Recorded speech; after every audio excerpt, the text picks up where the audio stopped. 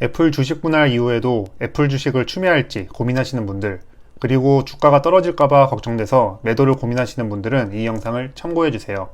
안녕하세요, 서대리입니다. 이번 영상에서 다뤄볼 종목은 지구 대장주인 애플입니다. 다들 알고 계시듯이 7월 30일 실적과 주식 분할을 발표한 애플은 하루 만에 10%가 상승했고 그 이후로도 미친듯이 상승하고 있습니다. 그 덕분에 애플 주식은 3개월 기준 55%, 20년 기준 68%, 1년 기준으로는 139%라는 엄청난 주가 수익률을 투자자들에게 선사했죠. 2018년 8월 사상 처음으로 시가총액 1조 달러 시대를 연 애플이었는데 주가 상승 덕분에 이번에도 미국 상장사 중 처음으로 애플은 시가총액 2조 달러 시대를 열었습니다. 시총 1조 달러가 되는데 42년이 걸렸던 애플인데 시총 2조 달러는 2년 반밖에 걸리지 않았죠. 현재 유동성 파티이긴 하지만 진짜 자산 가치가 올라가는 속도가 너무 빨라지는 것 같습니다. 물론 애플이 누구나 인정하는 훌륭한 회사라는 점, 이게 1차적인 전제 조건이긴 합니다만 주식 분할과 좋은 분기 실적이라는 호재 덕분에 수익 실현 욕망이 생길 만큼 주가가 급격히 오른 것도 사실이죠. 그러다 보니 지난번 엔비디아와 마찬가지로 지금 시점에서 애플 주식을 어떻게 해야 할지가 고민인 분들이 많을 겁니다. 단기 하락이 올 것 같아서 팔까 하면서도 앞으로 출시될 5G 아이폰 신제품을 생각하면 애플 주식을 더 가져가는 게 좋을 것 같다는 생각이 들기 때문이죠. 그래서 이번 영상에서는 3분기 애플 실적을 살펴보고 이를 통해 제가 왜 계속 애플 주식을 가져가야 하는지에 대한 개인적인 생각을 정리해봤으니 애플 주식으로 고민 중이신 분들이라면 영상 끝까지 봐주시고 투자에 참고해주세요. 그럼 3분기 애플 실적부터 살펴보도록 하겠습니다. 이번 분기 실적을 보면서 이런 생각이 들었습니다. 코로나가 제대로 타격한 4월에서 6월이지만 우리의 킹풀은 매출과 EPS 모두 두 자릿수 성장을 했습니다. 분기 매출은 597억 달러로 전년 대비 11%, 당기 순이익은 113억 달러로 전년 대비 12%, EPS도 2.58달러로 전년 대비 18% 증가했습니다. 이는 시장 기대치도 가볍게 상회하는 실적이다 보니 어닝 서프라이즈를 기록했습니다. 매출 14%, EPS 26%나 상회하면서 전년 대비 성장하는 실적이다 보니 애플 주가 상승의 완벽한 추진력이 된 것이죠. 코로나로 전 세계가 난리였던 기간에도 이렇게 거대한 기업의 실적이 두 자릿수 이상 성장했다는 것 자체가 엄청나다는 생각이 듭니다. 그렇다면 애플 실적이 날아갈 수 있었던 핵심 요인은 무엇일까요? 평소 애플 매출 비중의 절반 정도를 차지하던 아이폰도 실적을 잘 방어해줬지만 이번 분기의 핵심은 아이폰보다는 아이폰을 지켜주는 친구들 덕분이라고 생각합니다. 전년 대비 아이폰 매출은 2% 성장이 머물렀지만 아이패드와 맥, 서비스, 웨어러블 부문은 전부 두 자릿수 이상 성장하면서 시너지를 내줬기 때문입니다. 각 제품별로 실적 관련해서 의미 있다고 생각하는 부분들과 앞으로 기대되는 투자 포인트들도 설명드리겠습니다.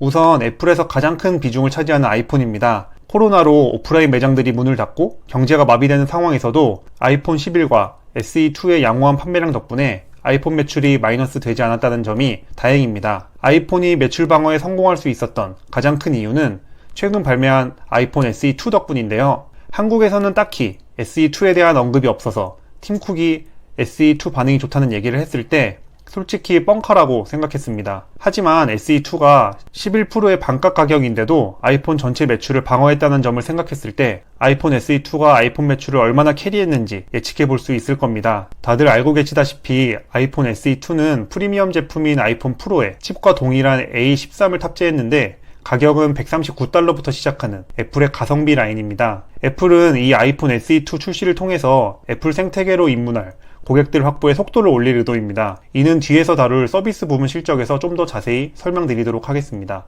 아이폰 말고 맥과 아이패드는 코로나 수혜 품목으로 자리 잡으면서 매출이 확 올랐습니다. 스테이 앳 홈이 지속되면서 사람들이 집안에서 사용할 필수품으로 아이패드와 맥을 구매하고 있기 때문이죠. 덕분에 두 제품군 모두 신제품이 출시되어 매출이 확 오르는 분기만큼의 실적을 뽑아줬습니다. 맥 분기 매출은 전년 대비 22%, 전분기 대비 32% 성장했고 아이패드 매출도 전년 대비 31%, 전분기 대비 51%나 상승했죠. 여기서 애플의 첫 번째 투자 포인트가 있습니다. 바로 신제품 출시 효과가 이전보다 더 강력할 거라는 점이죠. 가장 큰 매출 비중을 차지하는 아이폰의 경우 이번에 5G 적용 모델이 출시될 예정이라는 점, 그리고 아이패드 에어도 풀체인지 예정이고 맥도 올해 말 탈인텔한 제품을 출시한 예정인 만큼 기존과는 확 달라진 신제품들이 출시될 전망입니다. 워낙 브랜드 충성도가 높은 애플이다 보니 제품의 큰 변화에 고객들이 따라올 가능성이 매우 높기 때문에 이번 하반기 애플 매출이 더 성장할 가능성이 크다고 생각합니다. 다시 애플 실적으로 돌아와서 웨어러블 분기 매출은 64.5억 달러를 기록했습니다. 전년 대비 무려 17% 성장한 매출이긴 하지만 저는 개인적으로 이번 실적에서 아쉬운 부분이 웨어러블이 아닌가 싶은데요. 우상향이 습관인 어도비의 분기 총 매출이 31억 달러인데 웨어러블의 매출은 어도비의 2배 이상인 엄청난 규모인 만큼 매출 17% 증가도 솔직히 엄청난 것이긴 합니다. 다만 아쉽다고 생각한 부분은 성장률의 둔화인데요. 예전에는 최소 30% 이상의 매출 성장률을 보여줬던 제품군이었는데 에어팟이랑 애플워치 살 사람들은 이제 웬만큼 다 사서 그런지 확실히 성장이 둔화되고 있다는 점은 팩트입니다. 아이폰이 부진했을 시기에 웨어러블 제품군 실적이 애플 주가를 캐리해줬던 시절이 있었는데 이제는 폭풍 성장보다는 안정적인 매출원으로 자리 잡은 모습이죠. 그래도 19년 기준 에어팟 매출만으로도 어도비, 엔비디아 전체 매출보다 큰 만큼 매년 10%씩만 성장해줘도 엄청난 규모이긴 합니다. 저는 이번 실적 발표를 통해서 이 사실을 정확하게 인지했지만 애플은 이미 몇 년 전부터 이 상황을 예견하고 애플워치, 에어팟에 이은 다음 타자를 준비해뒀습니다. 바로 애플 글래스죠. 아직 정식 제품 발표가 되지는 않았지만 벌써부터 많은 분들이 기대하고 있는 상품입니다. 구글이 이미 한번 출시를 해서 말아먹은 적이 있는 제품인데 이번에도 애플은 다를지가 기대되는 부분입니다. 개인적으로 애플이라면 이번에도 또 한 번 전 세계를 매료시킬 제품을 출시할 것이라고 생각됩니다만 어떻게 될지는 예측할 수 없는 만큼 애플 글래스의 평가는 출시 후 실적을 살펴보면서 그 가치를 평가해보면 좋을 것 같네요. 제가 애플 주식을 계속 들고 갈 두 번째 투자 포인트는 애플의 서비스 부분에 있습니다. 우선 이번 분기 서비스 부문 매출은 전년 대비 15% 성장한 131억 달러입니다. 근데 앞에서부터 영상을 보신 분들이라면 이런 의문이 드실 수 있습니다. 제 대답은 당연히 괜찮다입니다. 웨어러블처럼 폭발적인 성장을 하진 않지만 서비스 매출은 성장성이 둔화되지 않고 꾸준히 실적을 불려나가고 있죠. 그래프를 보면 서비스 매출이 매우 안정적으로 상승하고 있는 것이 보이시죠? 매분기 매출 성장률이 꾸준히 15% 이상씩 나오고 있다 보니 서비스 매출 규모는 복리의 기적처럼 기하급수적으로 커지고 있습니다. 거기다가 서비스 부분의 무서운 점은 수익성입니다. 일단 서비스 부분의 매출 총이익률은 애플 제품들의 매출 총이익률의 2배가 넘습니다. 그리고 이번 분기 서비스 부문 매출 총이익률은 67.2%를 찍으면서 매분기 신기록을 갈아채우고 있죠. 또한 애플 전체 매출이 증가하는 속도보다 서비스 매출 증가 속도가 더 빠르기 때문에 서비스 매출 비중도 점점 증가하고 있습니다. 즉, 애플은 갈수록 돈을 훨씬 잘 버는 매출 구조로 진화하고 있다는 뜻이죠. 서비스 매출 비중이 크지 않았던 때부터 애플은 높은 수익률을 자랑했었는데 서비스 매출이 커질수록 애플이 벌어들이는 돈은 점점 더 많아질 것이고 돈을 더 많이, 더 잘 벌수록 애플 주식은 결국 오를 수밖에 없다고 생각합니다. 애플에 오래 투자하신 분들은 잘 아시겠지만 애플의 비즈니스 모델은 단순히 제조업에서 이제는 서비스, 플랫폼 기업으로 진화하고 있습니다. 이런 애플 전략의 일환으로 아이폰 SE2를 역대급 가성비로 푼 것이죠. 애플 제품의 진입장벽을 낮춰서 최대한 많은 사람들을 애플 생태계로 끌어들이고 애플의 서비스들을 자연스럽게 이용하게 만드는 겁니다. 애플의 이런 전략에 대한 설명은 제가 운영하는 블로그에 좀 더 자세히 적어뒀습니다. 설명란에 블로그 링크를 걸어뒀으니 관심 있는 분들은 링크를 통해서 확인해 주시면 좋겠습니다. 실적 외에도 서대리가 생각하는 애플 주식 세 번째 투자 포인트는 바로 애플의 꾸준한 주주 환원 정책입니다. 실적이 거침없이 성장하는 것처럼 애플의 주주 환원 정책도 거침없습니다. 코로나로 전 세계가 어렵다 보니 배당컷과 자사주 매입 취소가 난무하는 올해 1, 2분기였는데 애플은 주주 환원 정책도 꾸준히 진행하고 있기 때문이죠. 우선 이번 분기만 해도 176억 달러어치 자사주 매입을 진행했습니다. 이번 분기뿐만이 아니라 이전부터 꾸준히 자사주 매입을 진행한 덕분에 애플 주식 수는 꾸준하게 감소하고 있습니다. 기업 가치는 그대로인데 주식 수가 줄어든다면 당연히 그 기업의 주식 가치는 올라갈 수밖에 없죠. 그러다 보니 그게 주가에 반영되는 겁니다. 거기다가 배당금도 꾸준히 지급하고 있습니다. 이번에도 주당 0.82달러 배당금을 발표하면서 투자자들을 만족시켜줬죠. 시가 배당률은 0.66%로 낮긴 하지만 5년 평균 배당금 인상률이 10%가 넘는 만큼 대표적인 배당 성장주라고 할 수 있습니다.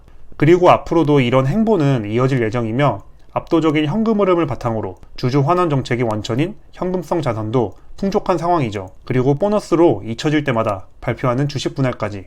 최근 좀 줄어들긴 했지만 6월 말 기준으로 930억 달러의 현금성 자산을 보유하고 있으며 이는 원화로 따지면 약 110조가 넘는 돈입니다. 이처럼 애플은 기본적으로 비즈니스를 통한 수익이 커지면서 주주 환원 정책까지 함께 받쳐주다 보니 애플 주가는 지금까지 빠르게 오를 수 있었고 앞으로도 기대가 될 수밖에 없는 것이죠. 결론입니다. 제가 애플 주식을 계속 가져갈 투자 인사이트는 크게 세 가지입니다. 첫 번째로는 더욱 기대되는 연말 신제품 효과, 두 번째로는 돈을 쓸어 담는 서비스 매출의 증가, 세 번째로는 꾸준한 주주 환원 정책을 유지. 이 세 가지 모멘텀이 모두 지속될 것이라 판단하기 때문에 애플 주식은 당분간 쭉 들고 갈 예정입니다. 물론 중간중간 시장 상황이나 여러 가지 악재들로 인해 단기적으로 주가가 하락할 수도 있다고 봅니다. 중국이 틱톡 금지와 관련해서 중국 내 아이폰 사용을 금지시킨다는 협박이 이런 예시가 될 수도 있겠죠. 실제로 중국이 이렇게 할지 안 할지는 모르겠지만 그렇게 한다면 주가는 일시적으로 떨어질 것이고 그때는 열심히 주워 담을 기간이라 생각합니다. 단기적인 관점에서 주가 예측은 인간의 영역이 아니라고 생각하기 때문에 제가 생각하는 투자 인사이트가 훼손되지 않았다면 꾸준히 들고 가서 기다릴 뿐입니다. 그리고 매년 나오는 얘기가 있죠. 혁신이 사라진 애플, 스티브 잡스 사후 애플의 신제품이 발표될 때마다 더 이상 혁신은 없다, 이제 애플도 끝이다 했지만 결국 실적과 주가는 올타임 하이였습니다. 콩나물이라 욕먹던 에어팟, 인덕션이라 욕먹던 아이폰 11은 지금 어떤가요? 다들 따라하기 바쁩니다. 스마트폰의 등장이 워낙 강렬했기 때문에 그 이후의 제품은 혁신이 없다고 하지만 실제로 애플은 계속 성장하고 있습니다. 그렇다면 애플의 성장 동력은 과연 혁신일까요? 아니면 다른 무언가가 있는 건가요? 그렇다면 무엇이 진짜 애플의 가치일까요? 이 물음에 대한 투자자들의 생각에 따라 애플 투자는 결정될 것 같습니다.